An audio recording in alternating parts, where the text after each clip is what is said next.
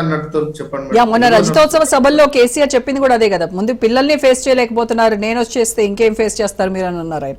Right, okay.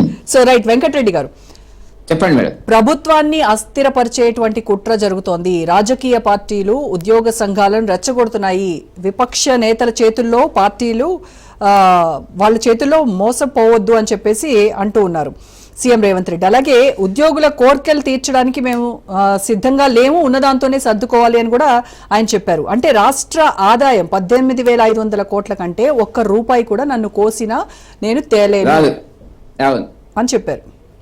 అవును, ఇప్పుడు ఒకటి మేడం, నిన్న గౌరవ ముఖ్యమంత్రి గారు మాట్లాడినటువంటి ఉపయోగించిన భాషా ప్రయోగం కానీ భావ దారిద్ర్యంగా ఉన్నదనేటువంటిదే భారతీయ జనతా పార్టీ భావిస్తున్నటువంటిది. నేను నా మటుకు నాకు ఒక 50 సంవత్సరాలుగా దేశంలో ఉండేటువంటి ముఖ్యమంత్రులు వాళ్ళ ప్రవర్తన వాళ్ళ పాలన గురించి ఏ పార్టీదైనా కూడా ఒక ఆలోచన అంటే నాకు ఉన్నది. ఒక 35 సంవత్సరాల ఉద్యోగ సంఘాలలో కీలకమైన పాత్ర వహించి మొన్నటి జేఏసీ వరకు కూడా నేను ఉన్నటువంటి పరిస్థితి. ఇప్పుడు ఈ ముఖ్యమంత్రి అసలు ఏం మాట్లాడుతుండు, ఏంది ఆయన ఉపయోగిస్తున్న భాష ఏంది, ఎవరి గురించి మాట్లాడుతున్నాడు అనేటువంటిది ఆలోచిస్తే అసలు చాలా విచిత్రంగా కనపడుతున్నటువంటిది. ఆయన ఈ ఉద్యమాలకు దూరంగా ఉన్నాడు. వాళ్ళ గురువు ఎన్టీ రామారావు గారు ముఖ్యమంత్రి ఎన్టీ రామారావు గారు బలంగా ఉన్నప్పుడు సమ్మె జరిగితే తెలంగాణలో స్వామినాథన్ గారిని డిస్మిస్ చేసిండు, వెనక్కి తీసుకోవాల్సి వచ్చింది. ఇప్పుడు తెలంగాణ ఉద్యోగస్తుల గురించి మాట్లాడేటప్పుడు తెలంగాణలో ఉండే సామాజిక ఉద్యమాలు, చరిత్ర, భావజాలము, ఆ ఉద్రేకము, ఆగ్రహం ఒక ప్రత్యేక దృష్టితో ఆలోచించవలసిన అవసరం ఉంది. 1969లో తెలంగాణ ఉద్యమాన్ని కేఆర్ రామోస్ వాళ్ళ కాంగ్రెస్ నాయకుడే చేసినాడు. మొన్న 42 రోజుల సమ్మె చేసినారు ఉద్యోగస్తులు. నిజానికి నేను అడుగుతున్నా, నేను కూడా భాగం దాంట్లో సమ్మెలో 42 రోజుల సమ్మె చేసినటువంటి ఏ సమ్మె అయితే ఉందో ఆ సమ్మె అనేటువంటిది ఏ రాజకీయ కోణంలో అసలు నిజానికి ఉద్యోగస్తులకు సంబంధం లేదు, కానీ ఉద్యోగస్తులు వచ్చినారు, మా ఉద్యోగాలు పోతేవాయే ఉంటేవాయే అనేటువంటిది. అట్లా తెలంగాణ సామాజిక కోణంలో ప్రజల కోణంలో ఉద్యోగస్తులు ఎప్పుడు స్పందిస్తారు అన్న విషయం ఆయనకు తెలియదేమో. ఆయన మాట్లాడినటువంటి మాట బహుశా నేను అనుకుంటా కాంగ్రెస్ అట్లాగే కొనసాగితే, నేను ఇవాళ చెప్తున్నాను ఒక ఉద్యోగ సంఘ నాయకుడిగా, ఈ భాషనే కొనసాగితే, ఈ ప్రవర్తననే కొనసాగితే ఈ ప్రభుత్వానికి అంతిమ గడియలు దగ్గర ఉన్నట్టే లెక్క. ఎవ్వరేం చేయాల్సిన అవసరం లేదు. వాళ్ళు 10 లక్షల మంది ఉద్యోగస్తులు పెన్షనర్స్ ఇవాళ బలంగా ఉన్నారు. వాళ్ళ బంధువులు మిత్రులు వేస్తే ఒక 10 మందిని వేస్తే దగ్గర దగ్గర కోటి రూపాయల జనాభా దాని ప్రభావం కనపడుతుంది. నేనేమంటున్నా, 2 కోణాలకు దీన్ని చూడాలి. ఆయన ఊరికే మాట్లాడలేదు నిన్న. ఒకటి, ఇచ్చిన హామీలను చేయలేనటువంటి అమలు చేయలేనటువంటి ఒక నిస్సాయ ఆర్థిక సంక్షోభంలోకి తెలంగాణ సర్కారు వచ్చింది అనేటువంటిది నేను చాలా కాలం నుంచి మాట్లాడుతున్నా, అది జరుగుతున్నటువంటి పరిస్థితి. దాన్ని కప్పిపుచ్చుకోవడానికి ఏం చేస్తున్నాడు, నేను మీకు సహాయం చేయడానికి సంక్షేమ కార్యక్రమాలు అమలుపరచడానికి నా దగ్గర డబ్బు లేదు, ఉద్యోగస్తులే తినేస్తున్నారు, 18,500 కోట్లు అని చెప్తున్నాడు. 18,500 కోట్లు 7,000 కోట్లు అప్పలో గత ప్రభుత్వం అంటున్నాడు. తెలుసు కదా, గత ప్రభుత్వాన్ని పక్కకు పెట్టినారు ప్రజలు. వాళ్ళు సరిగైన పాలన చేయలేదనేటువంటి దాని కింద ఓడించినారు, 2 సార్లు ఓడించినారు, ఒకసారి డిపాజిట్ రాకుండా వేసినారు లోక్సభలో. దాని గురించి ఎందుకు మాట్లాడుతున్నారు మళ్ళీ మీరు? ఒకటి 5,500 కోట్లు ఉద్యోగస్తుల జీతాలకు పోతుంది, నా చేతులు ఎంతున్నది 6,000 కోట్లే కదా అంటున్నాడు. 6,000 కోట్లు మిగులు. ఇప్పుడు సర్ప్లస్ అనేటువంటిది నీ బడ్జెట్ లో ఎంత చెప్పావు? బట్టి విక్రమార్క గారు 3,04,000 కోట్లు మన బడ్జెట్ లో, లేటెస్ట్ బడ్జెట్ 24, 25, 26 బడ్జెట్ లో చెప్పాడు మేడం. అంటే నెలకు 25,000 కోట్ల ఆదాయం ఉందని ఒక వైపు చెప్తున్నావు. అప్పుడు ఇప్పుడు ఏమన్నా ఉంటే ఉండొచ్చు కాక. ఇప్పుడు ఈ సర్ప్లస్ లో ఉంది.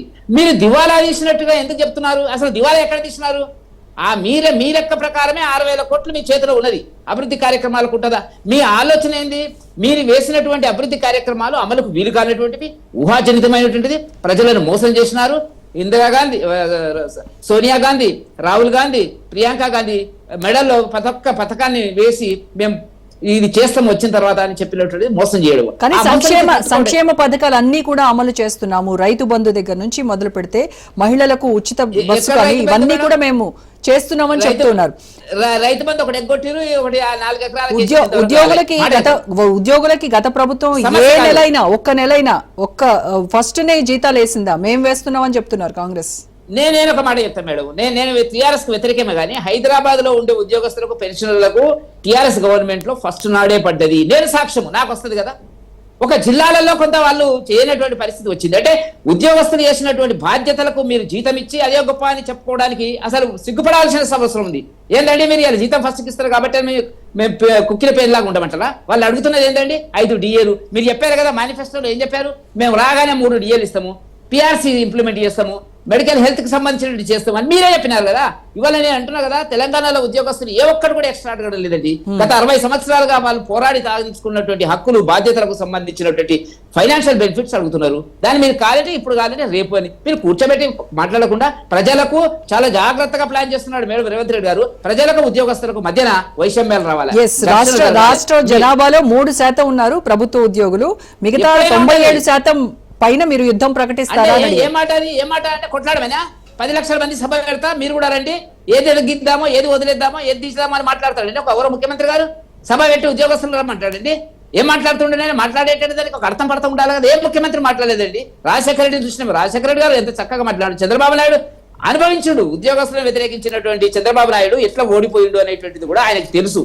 అక్కడి నుంచి నేనేమంటున్నా అంటే ఇలా తెలంగాణ కళ సాకారం కావడానికి తెలంగాణ ఉద్యోగులు చేసిన త్యాగాలు ఉన్నాయి. వాళ్ళు ఎక్స్ట్రా అడుగుతలేరు.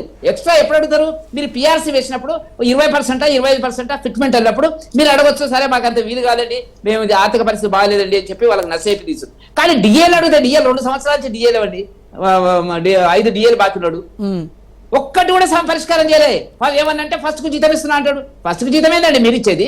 ఆయన తప్పు చేస్తున్నాడు, మీరు అదే తప్పులు చేస్తున్నారు. కేసీఆర్ చేసినట్టు దారిలో కేసీఆర్ 100 కిలోమీటర్ల వేగంతో వెళ్తే మీరు 200 కిలోమీటర్ల తప్పుల వైపు మీరు ప్రయాణం చేస్తున్నారు. అనొచ్చానండి ఉద్యోగస్తులను అవమానం చేయొచ్చా? ఉద్యోగస్తులను ఏం మాట్లాడుతున్నాను కోసినా ఏం రాదు అనేటువంటి పద్ధతి లోపల మీ బాధ్యత. ఏ ముఖ్యమంత్రి మాట్లాడట్లే బాధ్యత. వాళ్ళు అడిగింది ఏంది? ధరలు పెరిగినాయి కదా, ధరలు పెరిగినప్పుడు కరువు బత్యం కదా, కరువు బత్యం అనేటువంటి ఇయ్యాలి కదా. 5 వాయిదాలు అంటే మీరు ఇయ్యలేరుగా.